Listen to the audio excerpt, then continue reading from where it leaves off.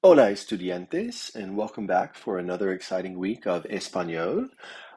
This chapter, Capítulo 13, is titled La Naturaleza, or Nature.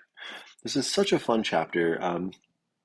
After successful completion, you should be able to identify vocabulary related to nature, the environment, and of course, animals, which are my favorite part of this chapter. You should also be able to discuss environmental issues and demonstrate understanding of the subjunctive mood as it relates to emotions, doubts, and conjunctions. You also should be able to investigate environmentalism in the Spanish-speaking world. So, as we begin, I want to take a look at the vocabulary in this chapter. Of course, you will be able to spend some time with this on your own, and I certainly hope that you do take time to do that.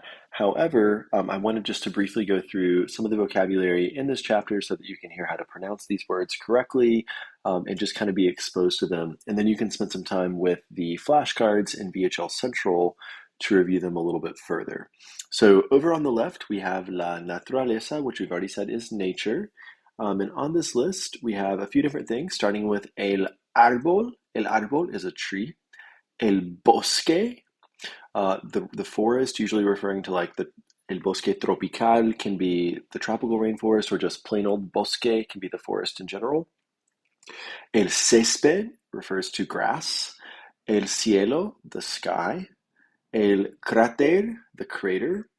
El desierto, the desert. Uh-oh, there's serpientes out there. El desierto, the desert. La estrella, the star. La hierba, the grass. El lago, the lake. La luna, the moon. El mundo, the world. We've already said that la naturaleza is nature. La nube is the cloud, like you may recall back to an earlier chapter where we learned about the word nublado or cloudy. So la nube is just a cloud. E- excuse me. El océano is the ocean. Another word for the ocean in this case could be like el mar or the sea, el mar. So el océano, the ocean, el mar, the sea. El paisaje, the landscape. La piedra, the stone. La planta, a plant. La región, the region. El río, the river. La selva, the jungle. El sendero, a trail. El sol, the sun. La tierra, the land. And el valle, the valley. Of course, I said this in an earlier video as well. I hope that you're taking the time to repeat these words with me as I say them so you can get into the practice of learning how to pronounce them correctly. Here in the photo, we see el mono. El mono is a monkey. La flor. La flor is a flower. El pájaro. El pájaro is a bird. Some verbs that you're going to see in this chapter, we have conservar, to conserve, excuse me.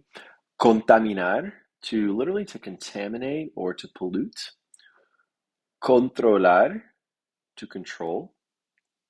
Cuidar, to care for or to take care of.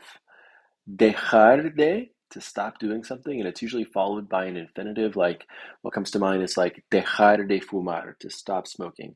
Dejar de beber, etc. Desarrollar, to develop.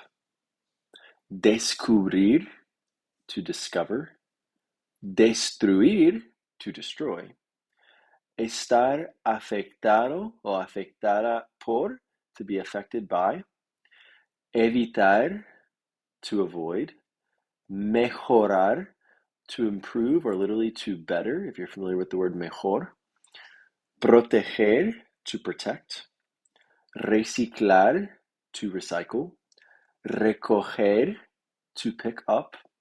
Reducir, to reduce. Resolver, to resolve. And, excuse me, you will also notice that resolver has a stem change from O to UE. So, resuelvo, I resolve the problem. Resuelvo el problema. Respirar, to breathe. Some animals that are featured in this chapter, we have the general word for animal, el animal, spelled exactly the same, just pronounced a little differently. El animal. La ballena, the whale. El pez, the fish. And over here we see a picture of a volcán. Volcán. Okay, as we continue, another key area of this chapter is in regards to the environment, or el medio ambiente. As we take a look at el medio ambiente, you see some very, very relevant words such as global warming or el calentamiento global. El calentamiento global, global warming. We also see words like hunting, la caza, hunting, la caza, conservation, la conservación, pollution in general, contaminación, and we can elaborate as to what type of pollution, la contaminación del aire, air pollution, la contaminación del agua, water pollution, deforestation, la deforestación, ecology, la ecología, an ecologist, el ecologista or la ecologista, ecotourism, el ecoturismo, energy, la energía, and we can elaborate as to what type of energy, la energía nuclear, nuclear energy, la energía solar, solar energy, extinction, la extinción, a factory, la fábrica, the government, el gobierno, the law, la ley, the environment, we've already said, el medio ambiente, danger, el peligro, the population, la población, recycling in gerund form, el reciclaje, the natural resource, el recurso natural, a solution, la solución, ecological, ecológico, renewable, renovable. And then we have some more fun words, things that you might recycle. For example, we have la lata, which is just a can in general. And generally we have latas de aluminio or aluminum cans. La tortuga marina, a sea turtle. La tortuga del mar, la tortuga marina. El envase in general is just a container. So we might have an envase de plástico or a botella de vidrio, a glass bottle. Puro is pure, puro, pura. And then down here we have la energía nuclear or nuclear energy. Okay, so I know you can spend time studying your vocab on your own. I mostly just care that you know how to pronounce these words. And I want to give you a chance to practice with them just a little bit to ensure that you understand what they mean as well. So in this activity, your job is to select the word que no pertenece al grupo, or the word that does not pertain to the group. So, for example, in número uno, we have el sol, el desierto, la luna, y la estrella. As we think about all of these words, el sol, the sun, el desierto, the desert, la luna, the moon, and la estrella, the star. As you think about all of these, which one do you think doesn't belong? Yeah, it's got to be el desierto, because el desierto no está en el cielo. The desert is not in the sky. El sol está en el cielo. La luna está en el cielo. La estrella está en el cielo. Pero el desierto, no, no está en el cielo. In número dos, we have more words here. We have el océano, el lago, el sendero, and el río. As you think about these and which one doesn't belong, hopefully you're selecting el sendero, because el océano, the ocean, el lago, the lake, el río, the river, those are all bodies of water. But el sendero, the trail, doesn't quite go along there. Okay, let's try another. We have la naturaleza, el paisaje, el ecoturismo, and el mono. So as you think about these things, la naturaleza, nature, el paisaje, the landscape, ecoturismo or ecotourism, and el mono, which one doesn't belong?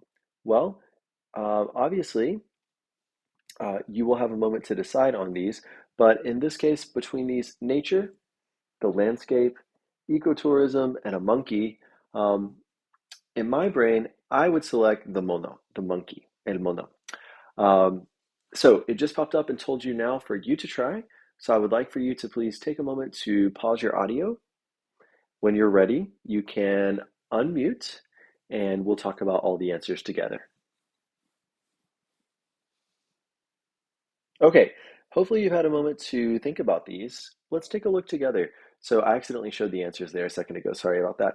But in número cuatro, you're given four items to choose from. We have la piedra, the stone, el pájaro, the bird, el pez, the fish, and el perro, the dog.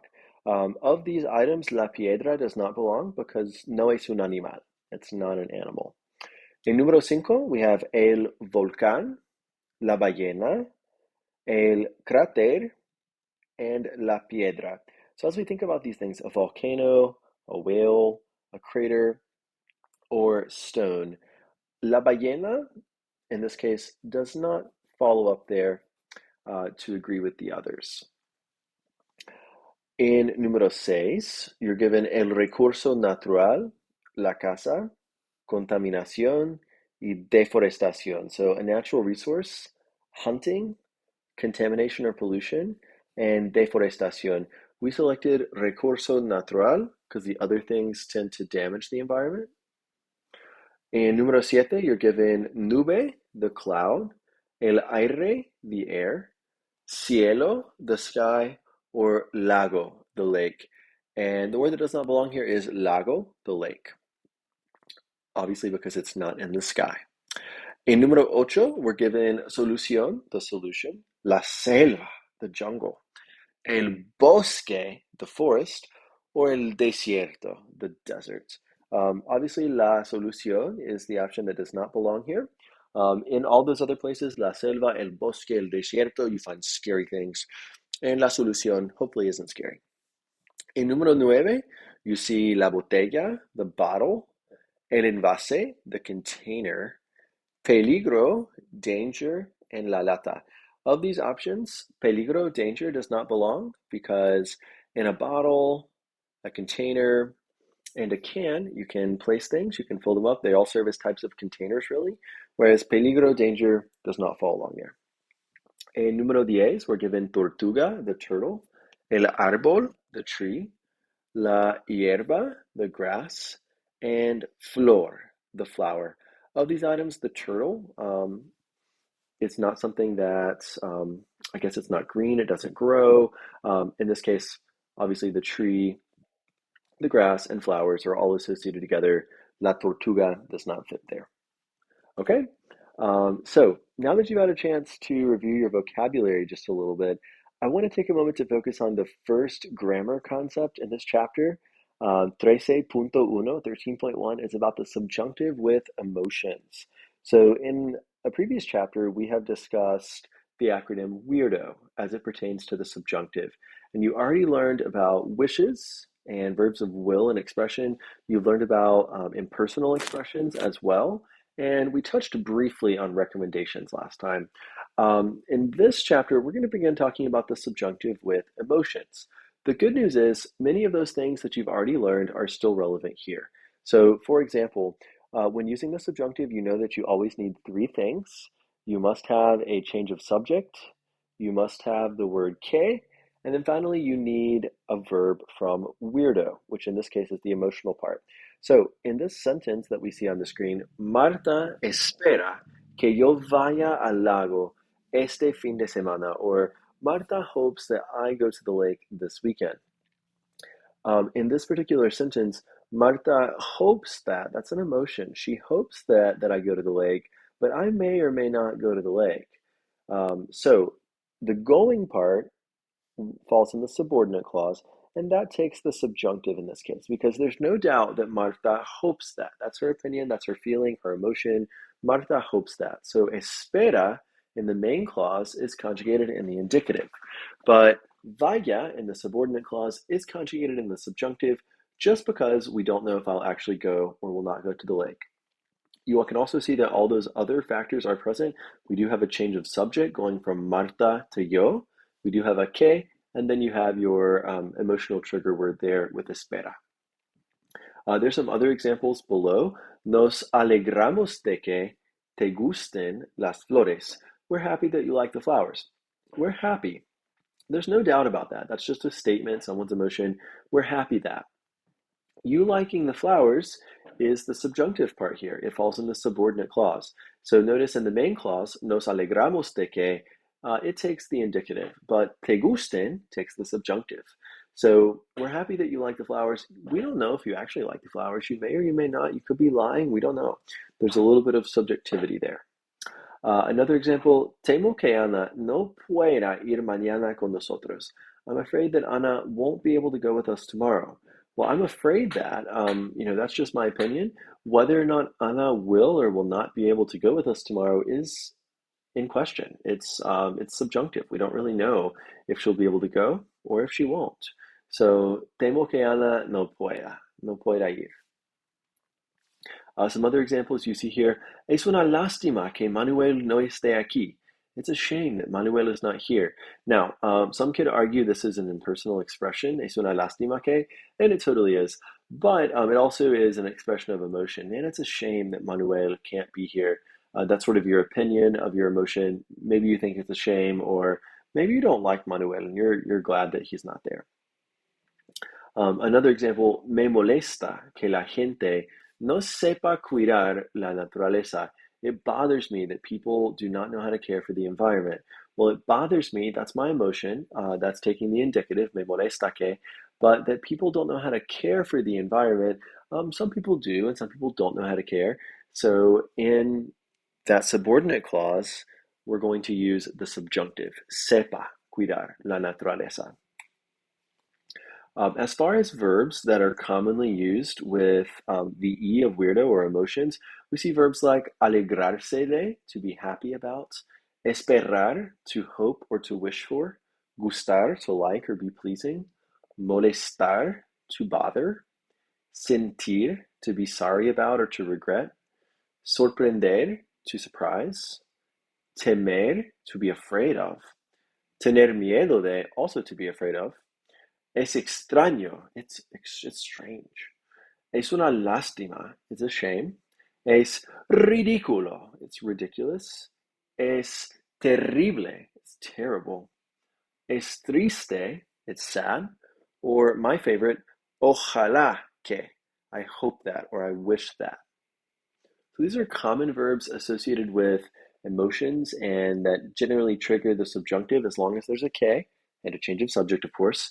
So it would be great to memorize these, make sure you know these. When you see them, you know you're going to use the subjunctive. Here are some examples.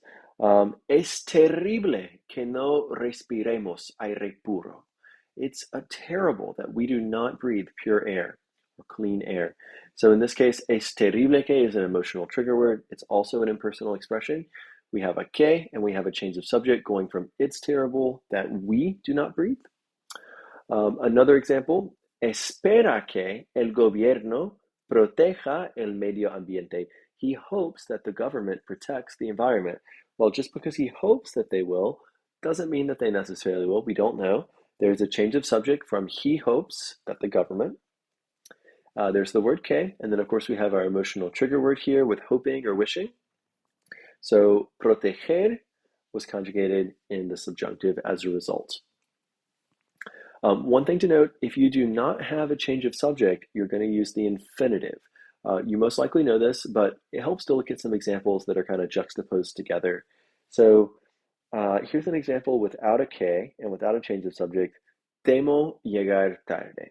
I'm afraid I will be late. I'm afraid I'll arrive late. There's no change of subject. I'm afraid, and I'll arrive late. However, when we do have a change of subject, temo que mi novio llegue tarde. I'm afraid that my boyfriend will arrive late. Oh, okay. Now that sentence requires the subjunctive because we changed from I to he. Okay, I want to touch briefly on the O of weirdo, which is ojalá.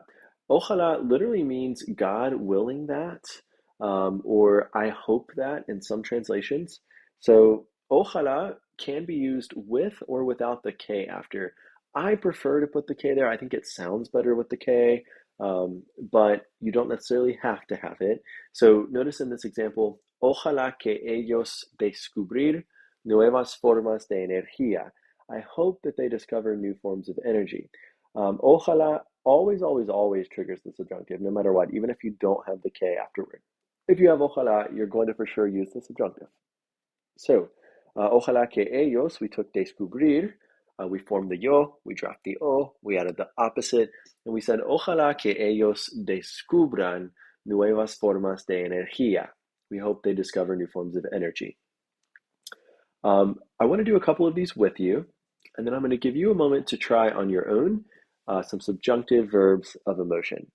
So as we begin with número dos, we see, temo que la energía nuclear ser uno de los grandes peligros del futuro. So I'm afraid that nuclear energy will be one of the large dangers of the future.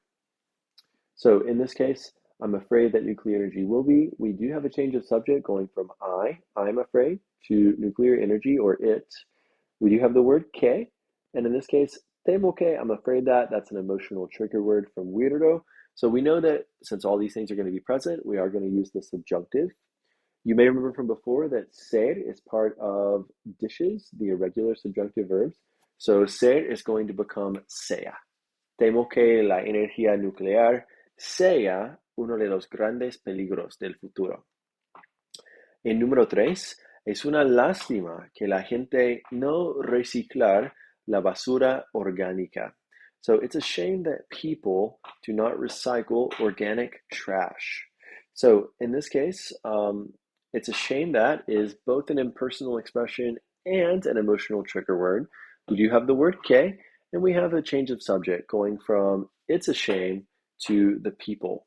So we take reciclar, we form our yo, drop our o, and add the opposite ending. We should say, es una lástima que la gente no recicle. Notice with recicle, even though people in English refers to more than one person, and therefore is plural in English, the word gente in Espanol is a singular noun. So that's why we used recicle, the el, ella, usted form, instead of reciclen, just in case you were wondering on that one. Okay, so we have been given the instruction here for you to try now. So please take a moment and pause your audio. I'd like for you guys to give numbers 4 through 10 a try. And when you're ready, you can unmute and we'll talk about the correct answers. All right, so hopefully you've had a second to look at these. In número 4, it tells us that esperamos proteger el aire de nuestra comunidad, or we hope to protect the air in our community. Now, since there's not a K and there is no change of subject, we actually just leave this one alone. Esperamos proteger. We hope to protect. We just use the infinitive. En número 5, me alegro que mis amigos querer hacer ecoturismo en el Amazonas. So I'm happy that my friends want to do ecotourism in the Amazons. In this case, I'm happy that is an emotional trigger word. And so I go from I to my friends. I'm happy that my friends and that they want to do ecotourism. So in this case, we do have a change of subject from I to my friends. We have a que, and obviously we have an emotional trigger word when I say that I'm happy. So we take the verb querer, we form the yo, drop the o, and at the opposite we get me alegro de que mis amigos quieran hacer ecoturismo. En número 6, a mis padres les gusta que nosotros participar en programas de conservación, or my parents like that we participate in conservation programs. So they like, we have an emotional trigger word there. We do have a change of subject going from my parents to we, and we have a que. So in this case, we should take participar and conjugate it in the subjunctive.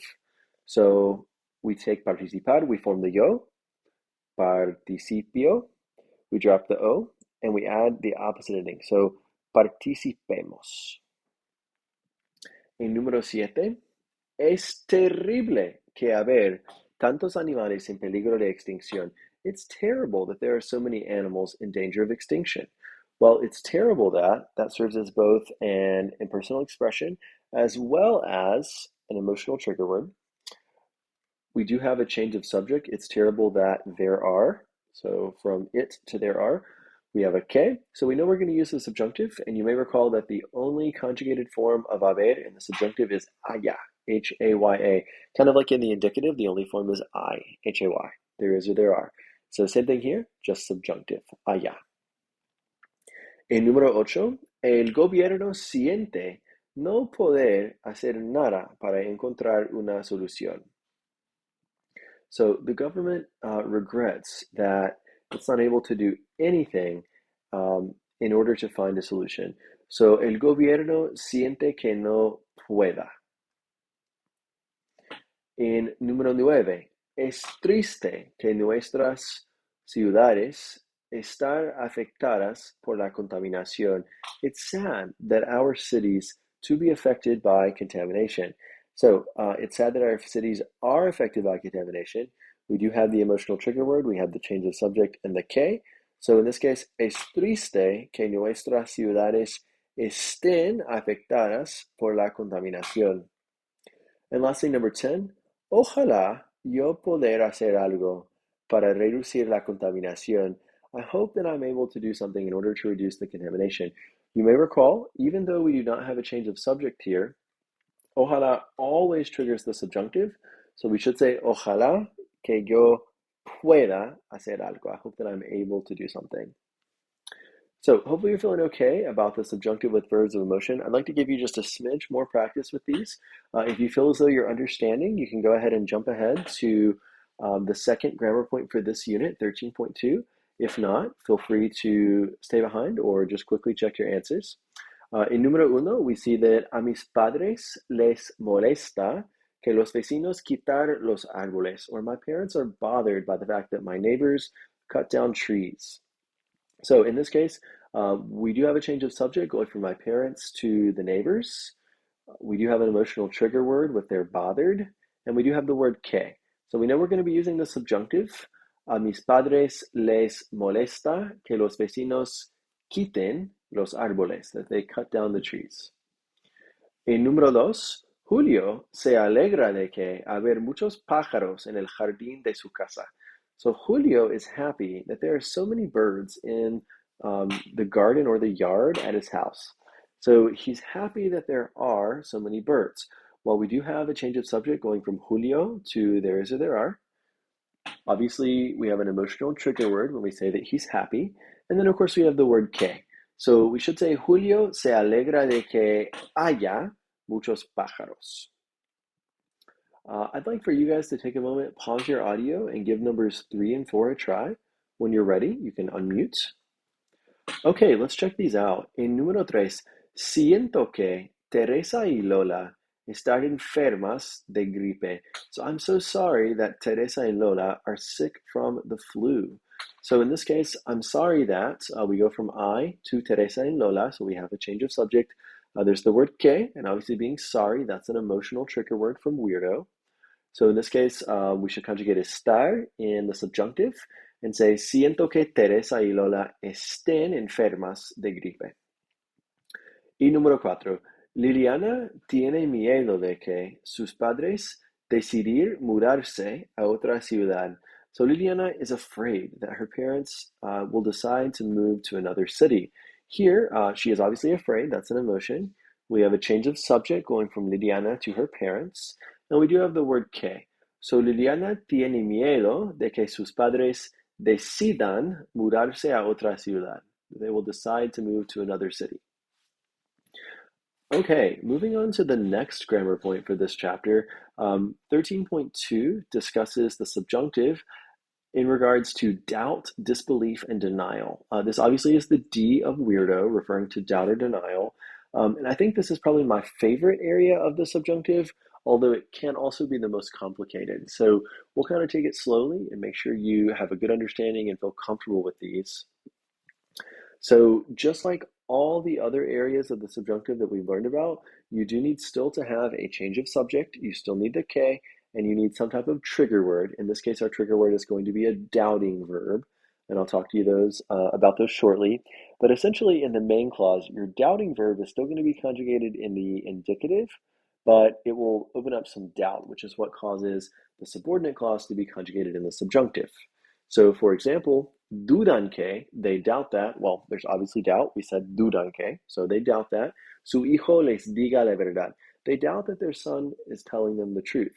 Well, he might be or he might not be. So diga is conjugated in the subjunctive, whereas dudan is conjugated in the indicative.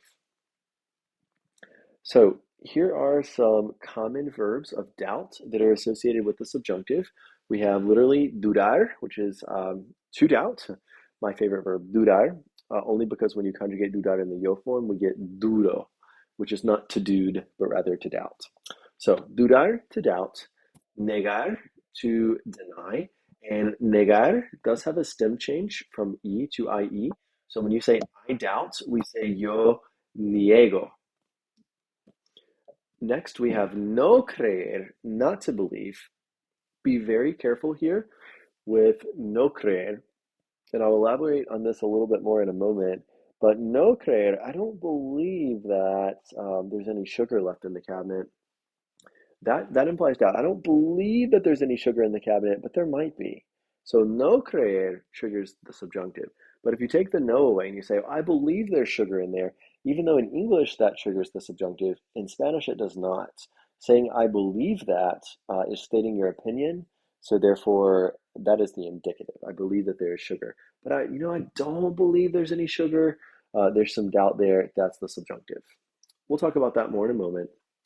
Um, Next up on your list, you have no estar seguro or no estar segura de que, and that just means you're not sure of something. Obviously, if you're not sure, that implies doubt.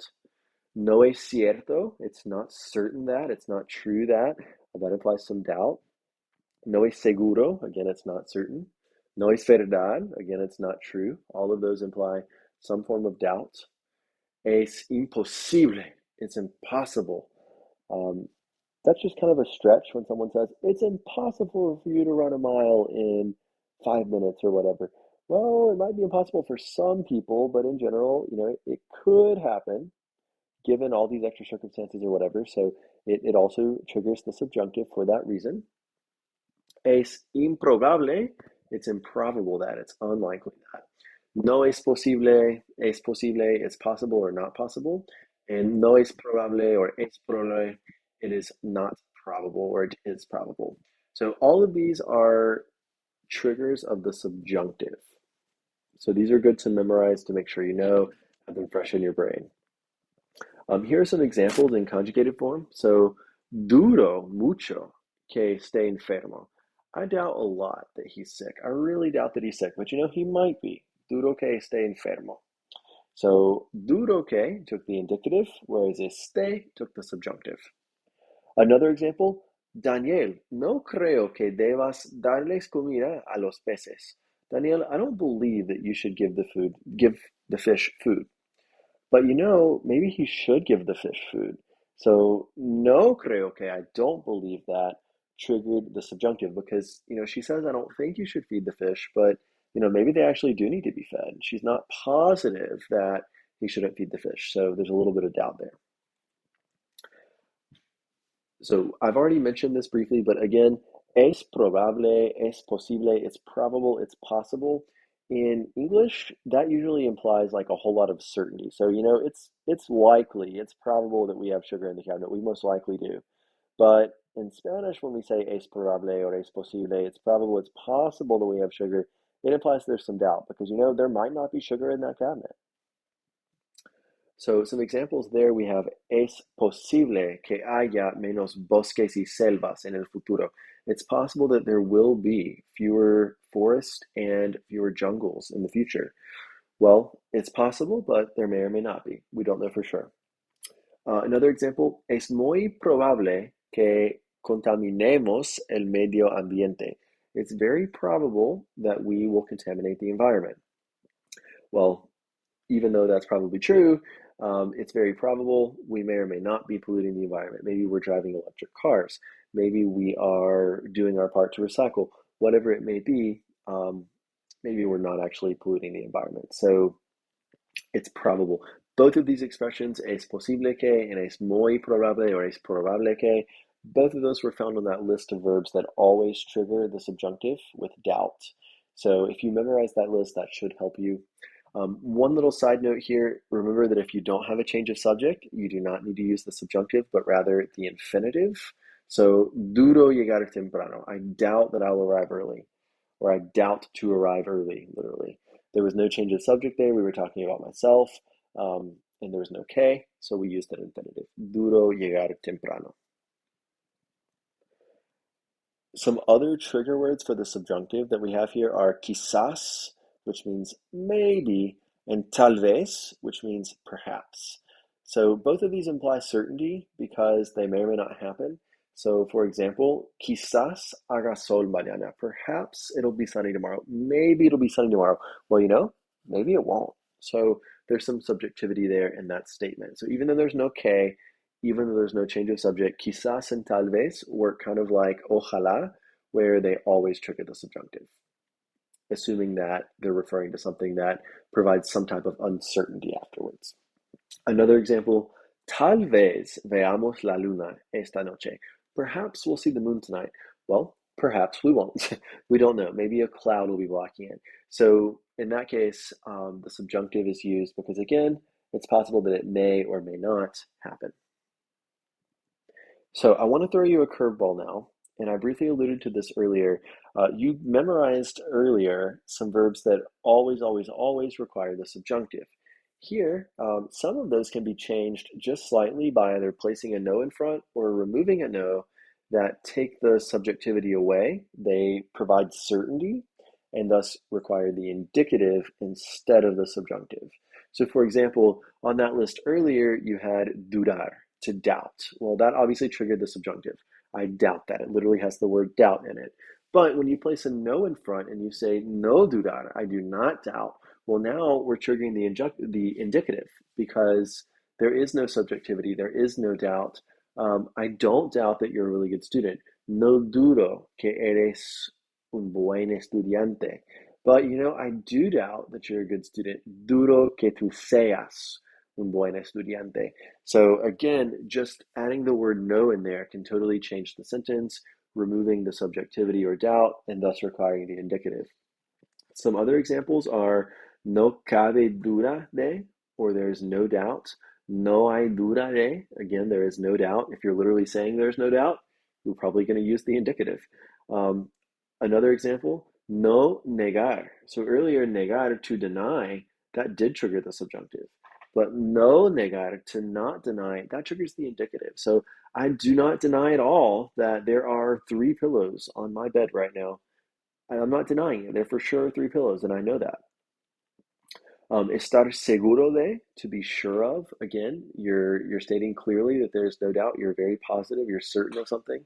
So estoy seguro de que tengo 2 perros. I'm sure that I have 2 dogs. There's no doubt about that.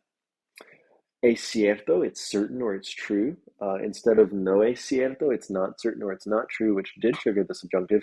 Here we're clearly saying es cierto, it's certain, or es seguro, es verdad, es obvio. It's obvious, it's true, it's certain. All of those things trigger the indicative because we know for sure that they're true. They remove the subjectivity. So here are some examples. No negamos que hay demasiados carros en las carreteras. We do not deny that there are too many cars on the interstates. We're not denying it. We're in agreement. There's no doubt.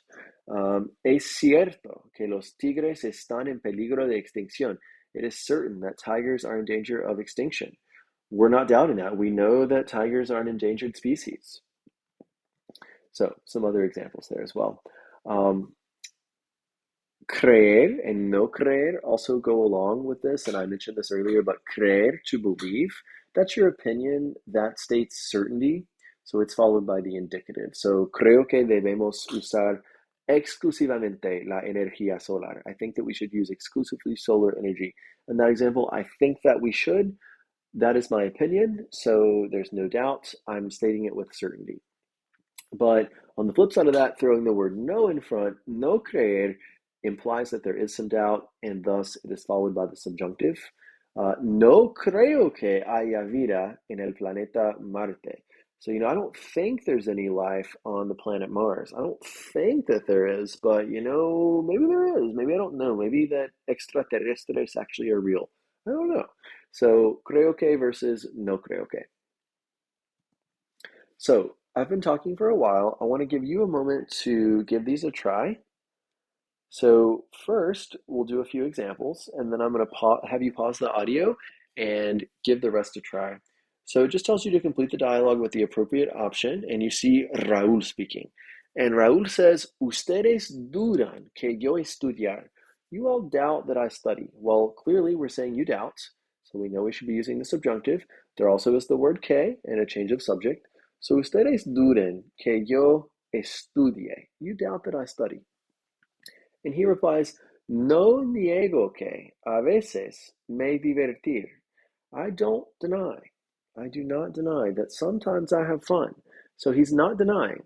No negar. We know that no negar triggers the indicative.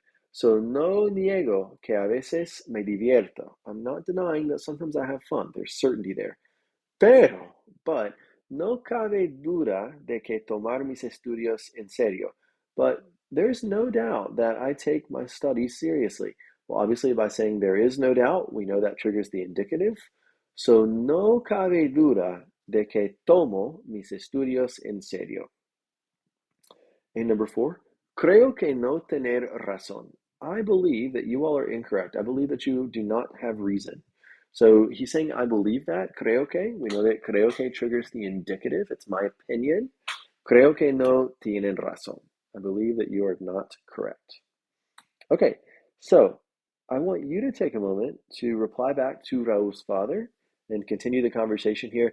Just go through and read, decide if you think they're subjunctive or they're indicative, and make sure you conjugate correctly.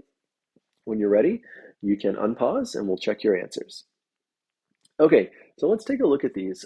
Here we see Papa speaking, the dad, and Papa says, well, es posible que tu mamá y yo no tener razón. So it's possible that your mom and I are incorrect. It's possible that your mom and I do not have reason. Well, in this case, es posible que, it's possible that triggers the subjunctive because maybe they are correct, maybe they are not. We don't know for sure. There's a little bit of doubt in there. So we should use tengamos. And now he elaborates, well, es cierto que, it's certain that. We don't really even have to read the rest of the sentence. We know that es cierto que triggers the indicative, there's certainty. So es cierto que a veces dudamos de ti. It's true that sometimes we doubt you. Pero no hay duda de que te pasar toda la noche en internet y escuchando música. But there's no doubt that you pass the whole night online and listening to music. So there's no doubt that you spend the whole night. In this case, there is no doubt. We know we're using the indicative. No hay duda de que te pasas. En número 8, no es seguro que estar estudiando. It's not certain that you're studying. It's not for sure. So no es seguro que estés estudiando. We said it's not certain that. Hopefully you're doing well so far. Now we have Raúl coming back to his father, and he says, well, es verdad que usar internet por las noches, pero no es posible que ser para buscar información para mis clases. So, Dad, it's true that I use the internet at night, but is it not possible that it's for looking for information for my classes? So, Dad, it's true that I use. It's true that, we know there's no doubt. So, es verdad que uso. It's true that I use the internet at night. But is it not possible that it's for looking for information? He's asking a question. Is it not possible that? So in this case, it could be possible. It could not be possible. We don't know. So we have triggered the subjunctive. So no es posible que sea para buscar información para mis clases. And finally, no hay duda de que el internet ser el mejor recurso del mundo. There's no doubt that the internet is the best resource in the world. So we say there's no doubt. We know we're using the indicative. No hay duda de que el internet es el mejor recurso del mundo. And then es obvio que ustedes pensar que no hago nada. It's obvious that you all think that I don't do anything. What a sad sentence. But he says it's obvious that, so in this case, we should use the verb pensar, and es obvio que ustedes piensan, using the indicative. Finally, Papa responds and says, dudo que esta conversación nos ir a ayudar. So I doubt that this conversation is going to help us. He's clearly saying, I doubt that. So we know there is doubt indeed. and dudo que esta conversación vaya, using the subjunctive. And then finally, pero tal vez, but perhaps, which we know always triggers the subjunctive if it's referring to something in the future that has subjectivity. But perhaps poder estudiar sin música. But perhaps you can study without music. Tal vez puedas. Perhaps you can study without music. Okay, so you've had a little bit of practice here with the subjunctive, with doubt and emotion. I'm going to mix these together on you just a little bit here in the next activity. If you feel as though you have a good understanding of the subjunctive with doubt and denial, feel free to go ahead and fast forward to the last grammar point, 13.3. But otherwise, stick around and we'll talk about these and make sure you have some more practice.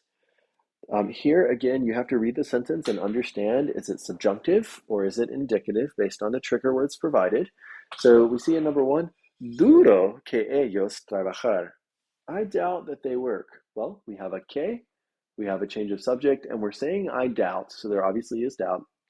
We're going to say dudo que ellos trabajen, using the subjunctive.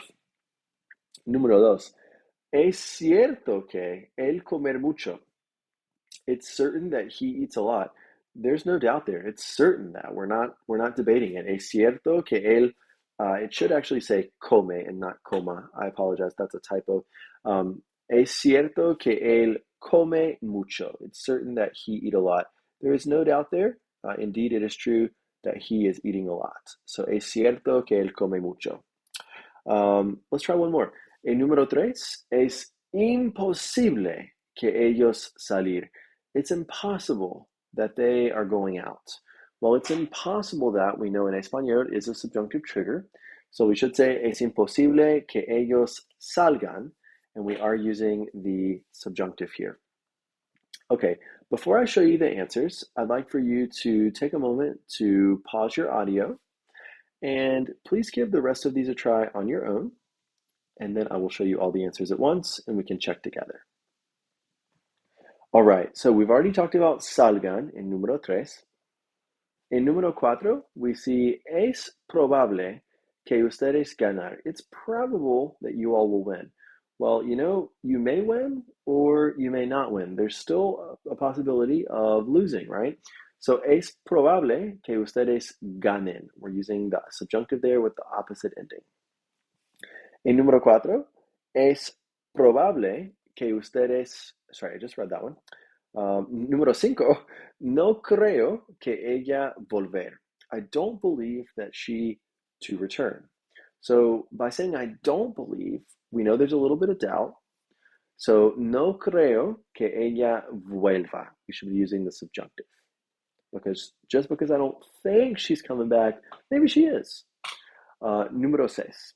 Es posible que nosotros ir. It's possible that we're going to go.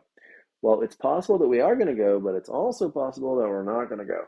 We know that es posible que is a subjunctive trigger. So, es posible que nosotros vayamos. Número siete. Dudamos que tú reciclar. We doubt that you recycle. Well, just because we doubt that you recycle, you may or you may not. We do have a change of subject going from we to you, and there's the word que. So we should say, dudamos que tú recicles, using this opposite ending. We doubt that you recycle. And in número ocho, creo que ellos jugar al fútbol. I believe that they play soccer. Now, this one is a little bit counterintuitive. When we say I believe that in Spanish, even though in English I believe that requires a little bit of subjectivity, in Spanish, when we say creo que, I believe that, that is our opinion. That's a clear statement. We're stating it with certainty. So I believe that they play soccer should indeed trigger the indicative. And we said creo que ellos juegan al fútbol. Y número nueve, no niego que ustedes estudiar. I do not deny that you all study. I don't doubt it. So literally there's no doubt. I'm not denying. I know that you study. So we use the indicative, no niego que ustedes estudian. Número 10, es probable que ellos dormir. It's probable that they're sleeping. Well, although it's probable, they may or may not be sleeping. So, es probable que ellos duerman. using the subjunctive because, again, there's some doubt, there's a change of subject, and there is a que. En número 11, es posible que Marta te llamar. It's possible that Marta is going to call you. Well, it's also possible that she's not going to call you. We do have a change of subject. We have a trigger word from doubt here. So we should use the subjunctive. Es posible que Marta te llame. And then last one, number 12. Tal vez Juan no nos oír. Perhaps Juan can't hear us. Tal vez Juan no nos oiga. We use the subjunctive here because maybe Juan can hear us and he's just ignoring us, or maybe he truly can't hear us. So in this case, tal vez triggers the subjunctive. We also knew that oír was a yogo verb with the yo form being oigo. So in the subjunctive form, perhaps he cannot hear us. Tal vez Juan no nos oiga. Okay, so I hope that this has been helpful to you so far. And our very, very last grammar point is the subjunctive with conjunctions. I think these are my favorite, honestly, of all the subjunctive categories. This one and doubt are my two favorites. So you know me well enough now to know that I love acronyms. So there are some words here that always, always, always require the subjunctive, and you can just memorize them. Like that's one option. We have a menos que, which means unless, antes de que, which means before, con tal de que, provided that, en caso de que, in case of, para que, so that, and sin que, without. So all of these words, whenever you see them, they are going to require the subjunctive after this phrase. So I'm not going unless you go. The you go part in that sentence would be in the subjunctive. I am going to get an A in this class, provided that I pass the final exam. Well, I pass, that part is going to be the subjunctive because you may or may not pass the final exam.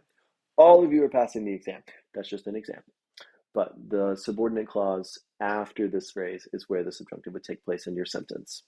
So you could memorize these, just, super easy, or you can use a little acronym to help you remember. The acronym is IESCAPA. IESCAPA. Literally, escapa in Spanish means escape. And I always tell my students that no hay escapa del subjuntivo. There's no escaping the subjunctive. No hay escapa. So in this case, I escapa helps you know that when you see one of these phrases, you're always using the subjunctive. So perhaps organizing them in that way helps you to remember. Here's an example of how they may look in a sentence. We can see, algunos animales van a morir a menos que haya leyes para protegerlos. So some animals are going to die unless there are some laws to protect them. So unless there are laws, the animals will die. So in this case, after a menos que, haya was subjunctive because a menos que always, always, always triggers the subjunctive.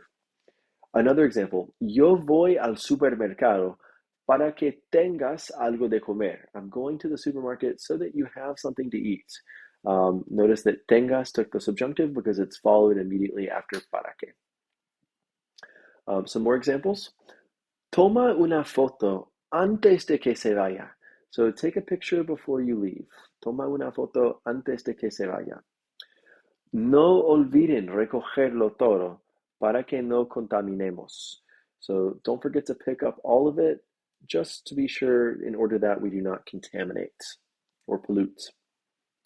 In both of these situations, after that I escapa phrase, para que and antes de que, both of our verbs took the subjunctive.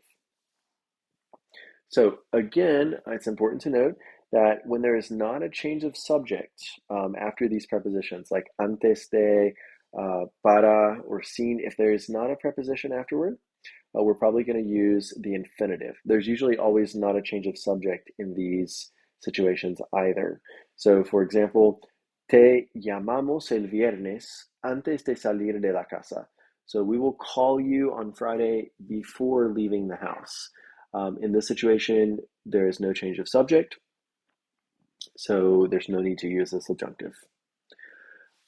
Contrast that when there is a change of subject and there is a que, te llamamos mañana antes de que salgas. We will call you tomorrow before you leave. Well, here we did use the subjunctive because we have antes de que, not just antes de. We also have a change of subject going from we to you, etc. Here's another example with those. Tus padres trabajan muchísimo para vivir bien.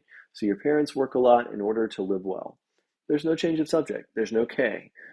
They just work in order to live. So indicative and infinitive. But contrast that with the other side. Tus padres trabajan mucho para que tú puedas vivir bien. Your parents work a lot in order that you are able to live well. So in this case, we do have a change of subject going from your parents to you. There is a que, thus we're going to use the subjunctive. Okay, there also are some conjunctions that are not part of I escapa that do not require the subjunctive unless they're referring to a future event that is yet to happen or a command.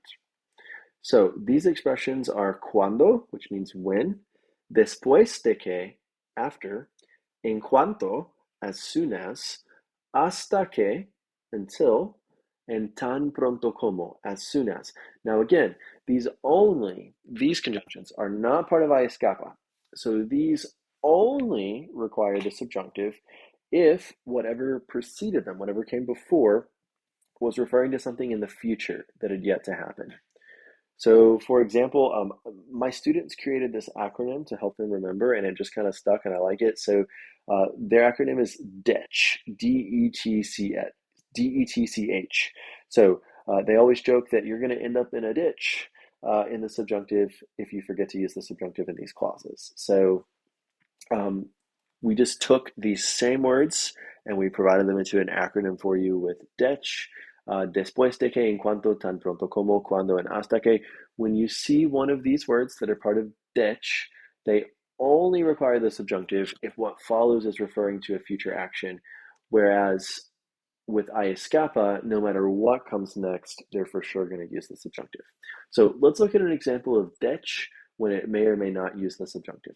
So for example, this guy sitting on this rock, he says, en cuanto termine. So just as soon as you finish, whenever you finish. On the other example, cuando veo basura, la recojo. When I see trash, I pick it up. Notice in this example, there was no subjunctive. When I see trash, I pick it up. I'm not referring to a future action. But here, en cuanto termine, just whenever you finish. Well, you may or may not finish. You may get hit by a bus. Something may prevent you from completing that task. So what came after en cuanto did refer to a future action, so it took the subjunctive. But here, when I see trash, I pick it up. That's just a general statement. It's not referring to anything in the future. It's just a general statement. So it used the indicative. Some other examples as well. Vamos a resolver el problema cuando desarrollemos nuevas tecnologías. So we're going to resolve the problem when we develop new technologies. Well, we have yet to develop those new technologies, so we haven't solved the problem yet. And we may or may not develop those new technologies, so this verb took the subjunctive. Vamos a resolver el problema cuando desarrollemos, when we develop the new technology. Another example, después de que ustedes tomen sus refrescos, reciclen las botellas. So after you all drink your soft drinks, recycle the bottles. Well, in this case, after you all drink your soft drinks, you may or may not finish drinking that soft drink. So after you drink your soft drink, it's referring to a future action. Recycle the bottles. Reciclen las botellas. So both of these actions in this case, tomen took the subjunctive and reciclen was a command. It's important to note that you will use the indicative if the verb in the main clause expresses an action that either already happened in the past or something that happens habitually, like that guy earlier in the image saying, oh, well, I always recycle when I see trash. So here's some examples. Contaminan los ríos cuando construyen edificios nuevos. So they contaminate rivers when they construct new buildings. That's just a fact. We're not saying in the future that the river will be contaminated when the buildings are built. We're just saying in general, rivers are contaminated when they construct new buildings. Another example, siempre vamos de excursión tan pronto como llega Rafael. We always go on excursions, we always go hiking as soon as Rafael arrives. So it's a habitual action, we always do it, so it requires the indicative. Another example, contaminaron el río cuando construyeron ese edificio. They polluted the river when they built that building. That's referring to an action in the past. All of those actions are indicative. Even though it had cuando, it's not referring to a future action. So in this case, we did not use the subjunctive. Of course, the best way to learn is by practicing. So let's do a couple of examples together, and then I'll give you a few to try on your own. So we see these kids here, they look like they're riding bikes, having a good time in the free air. And the model tells us, well, yo voy a llevar a mis hijos al parque para que hacer actividades al aire libre. Or I'm going to take my kids to the park so that they can do some activities outside in the free air. Well, in this case, para que was part of I escapa, so it always requires the subjunctive. So we said that voy a llevar a mis hijos al parque para que hagan actividades al aire libre. We used hagan with the subjunctive because we had para que. En número uno, vamos a pasar todo el día allí con tal de que ellos no se con tal de que ellos no aburrir en casa. So we're going to spend the whole day there, so long as they do not get bored at the house, or provided that they do not get bored at the house. Well, in this case, we are using the subjunctive. So we took aburrirse and we conjugated it to say se aburra. We're going to spend the whole day there, provided that they do not get bored at the house. Let's try another example together. En número dos, we see that vamos a alquilar bicicletas en cuanto llegar al parque. So in this example, we're going to rent some bicycles en cuanto, in regards to, or as soon as llegar al parque. Well, we're going to rent those bicycles as soon as we arrive at the park. Well, this is kind of morbid, but unfortunately, we may or may not arrive at that park. Something may happen to us to prevent us from being able to rent those bicycles or prevent us from arriving at the park. So we know this is going to take a form of the subjunctive. This also is a gar verb, so we should change our G to a GU. So vamos a alquilar bicicletas en cuanto lleguemos al parque. Okay, so I'd like for you now to take a moment to practice on your own with the remaining sentences here, numbers 3 through 7. So take a moment, give these a try, and when you're feeling ready, you can unmute. All right, so let's take a look at these. En número 3, en bicicleta podemos explorar el parque sin caminar demasiado. So on a bike, we can explore the park without walking too much. This one we actually leave as caminar. We do not have to conjugate at all because there's no K. It wasn't sin que, which would be part of I escapa and would require the subjunctive. It's just sin. So in this case, it uses the infinitive. En número 4, siempre llevamos al perro cuando ir al parque. We always take the dog when we go to the park. There's no subjectivity here. Cuando is not referring to a future action. It's not saying that we will take the dog when we go to the park. It's just saying we always take the dog, we always bring the dog when we go to the park. So it's talking about habitual action. It should use the indicative, cuando vamos al parque. En número 5, en caso de que llover, vamos a regresar temprano a casa. So in case it rains, we're going to arrive early to the house. Well, it may or may not rain. En caso de que refers to a future action that is yet to happen. So in case it rains, we will return early. En caso de que llueva, using the subjunctive. Número 6, queremos almorzar a la orilla del río cuando tener hambre. So we want to lunch on the shore of the river. We want to eat on the river shore when we're hungry, when we get hungry. Well, in this case, we are referring to a future action. We would like to lunch on the shore when we're hungry. We may or may not be hungry in this time when we could lunch on the shore. Cuando is referring to a future event, so we should say cuando tengamos hambre. And finally, número 7, mis amigos van a ver muchas cosas interesantes antes de salir del parque. In this case, we just leave it as salir. My friends are going to see a lot of interesting things before leaving the park.